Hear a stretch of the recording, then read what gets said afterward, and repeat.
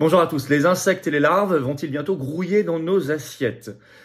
C'est en tout cas manifestement le souhait de plus en plus de l'Union européenne et de Bill Gates. Moi, je vais vous dérouler toute l'information. Vous allez voir ce qui se passe. Il y a une actualité brûlante. C'est un nouveau règlement européen qui rajoute des insectes dans notre alimentation humaine.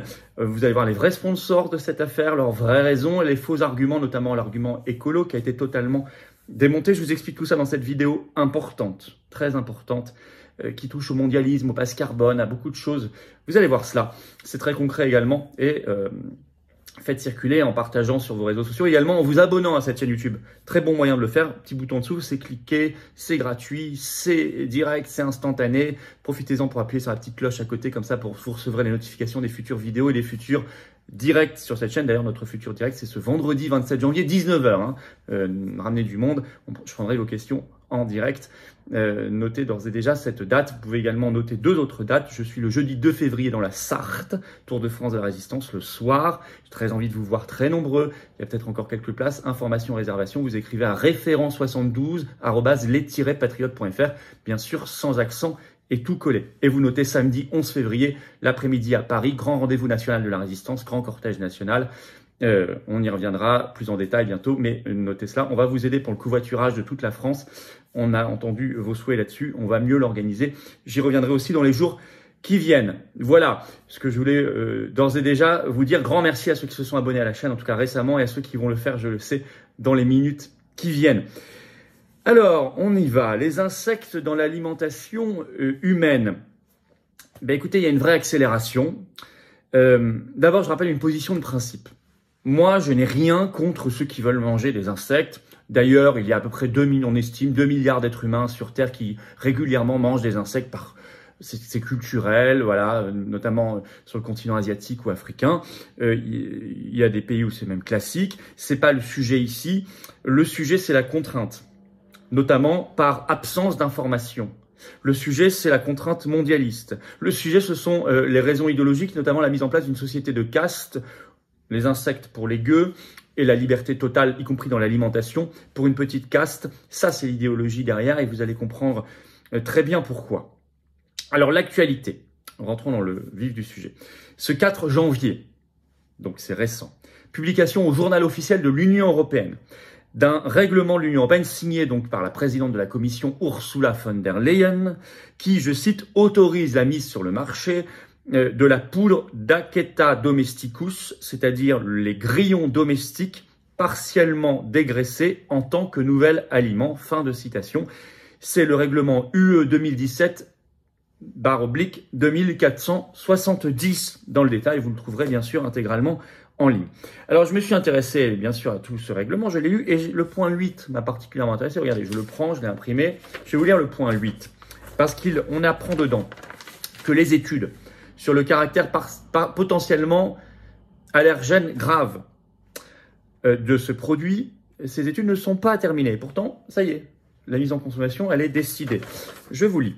Dans son avis scientifique, point 8, l'autorité a conclu, sur la base de données limitées, publiées sur les allergies alimentaires liées aux insectes en général, qui lient de manière équivoque la consommation d'Aketa domesticus et un certain nombre de cas d'anaphylaxie, et sur la base d'éléments démontrant qu'Aketa domesticus contient plusieurs protéines potentiellement allergènes, que la consommation de ce nouvel aliment pouvait déclencher une sensibilisation aux protéines d'Aketa domesticus.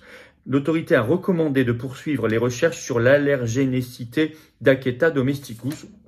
On va peut-être continuer, en tout cas entre-temps, ce sera dans nos assiettes, potentiellement.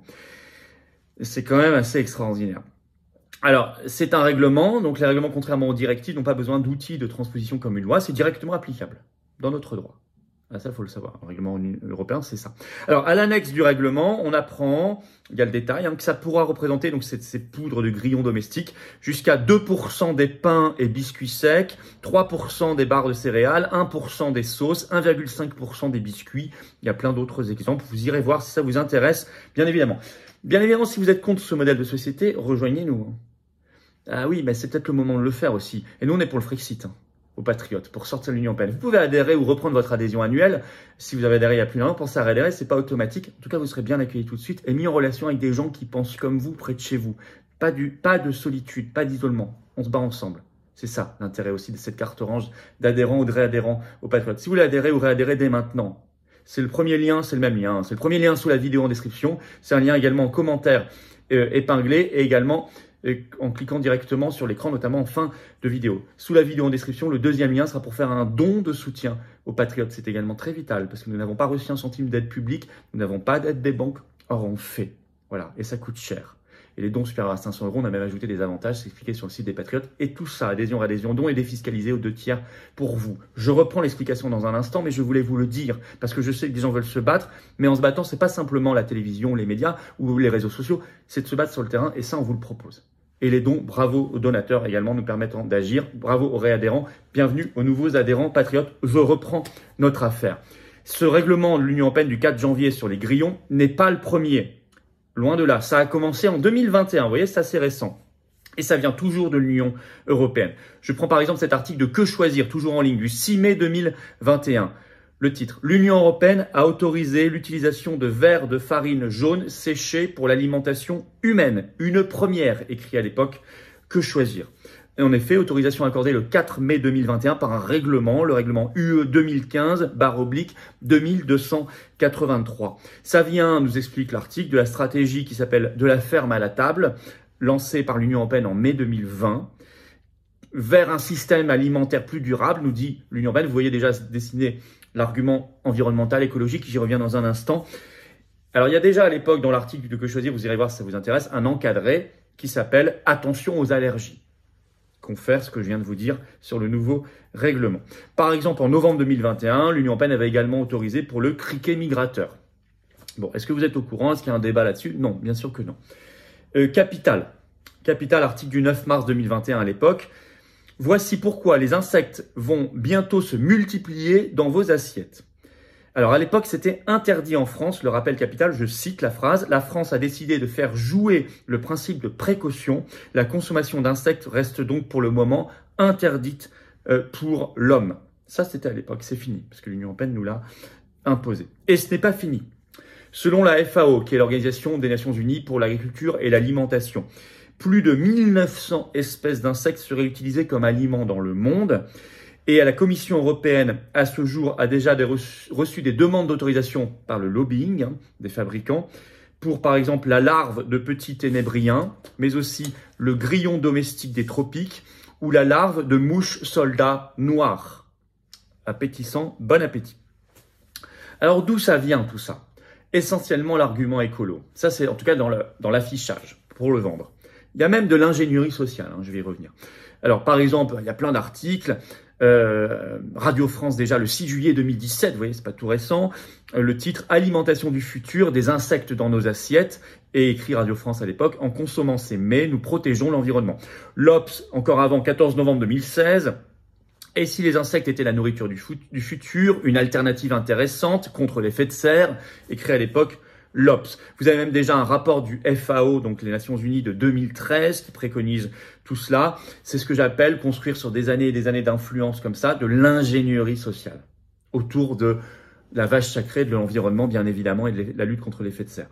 Alors, vous avez un article récent dans 20 minutes, du 22 juin 2022, qui démonte complètement, mais très scientifiquement, cet argument écolo. Je vous explique les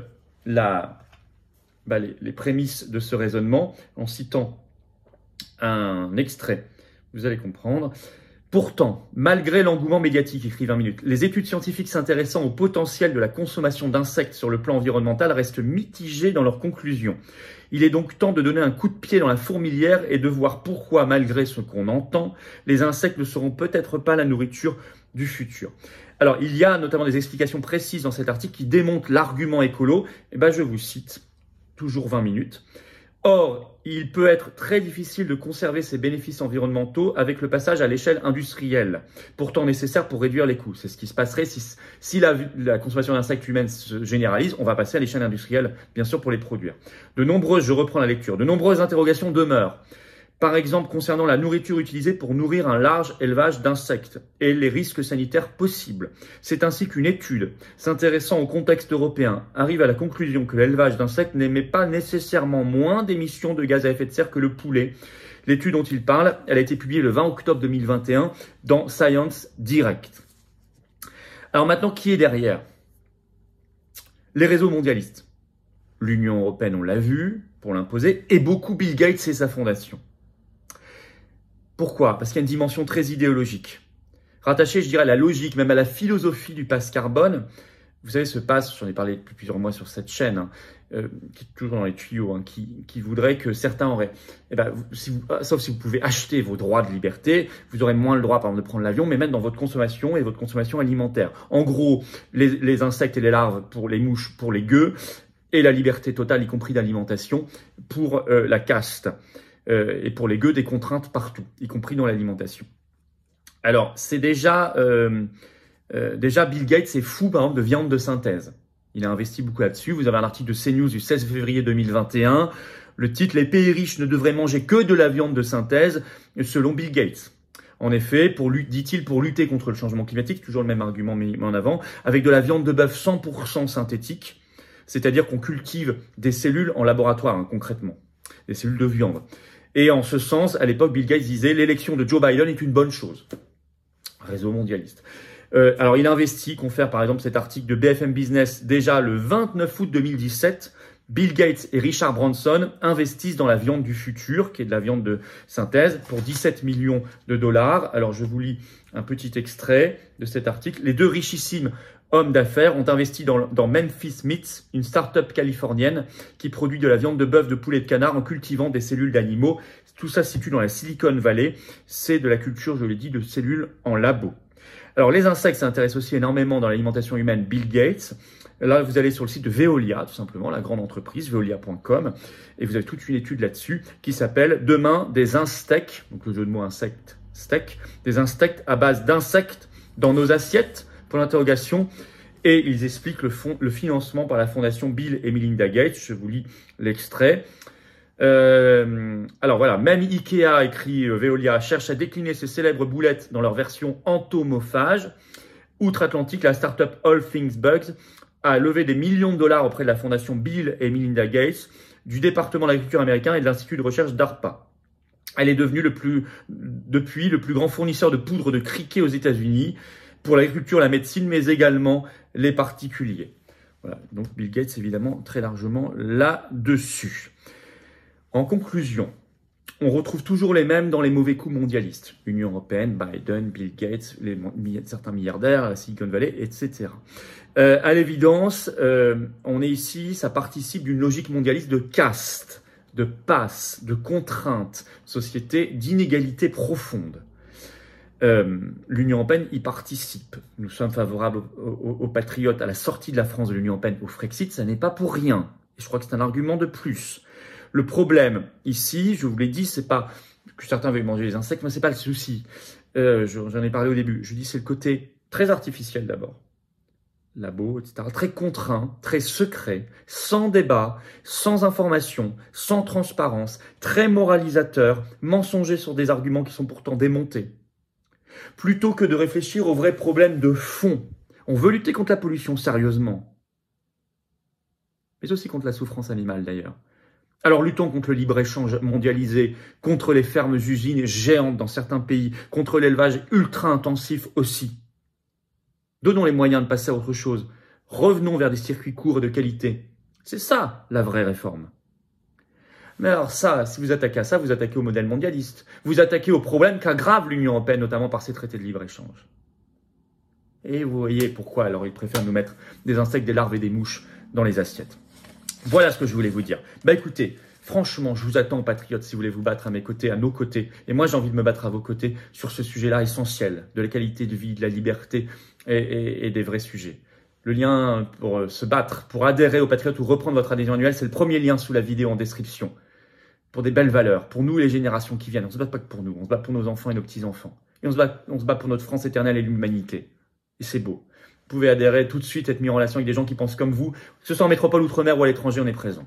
Je vous attends. Je vous attends très très sincèrement, du fond du cœur. Vous pouvez également faire un don de soutien aux patriotes. C'est le deuxième lien sous la vidéo en description. C'est défiscalisé aux 2 tiers pour vous, comme l'adhésion et la réadhésion. Et ça permet de financer nos actions parce qu'on n'a pas reçu un centime de financement public ni d'aide des banques jusqu'ici. Bravo. Bravo, réadhérents, donateurs. Bienvenue aux nouveaux adhérents patriotes. Vous pouvez également évidemment vous abonner à cette chaîne YouTube, petit bouton dessous s'abonner, vous cliquez, c'est instantané, c'est gratuit et ça permettra à ces vidéos de mieux circuler. On se retrouve en direct ce vendredi 27 janvier 19h sur cette chaîne. Vive la France!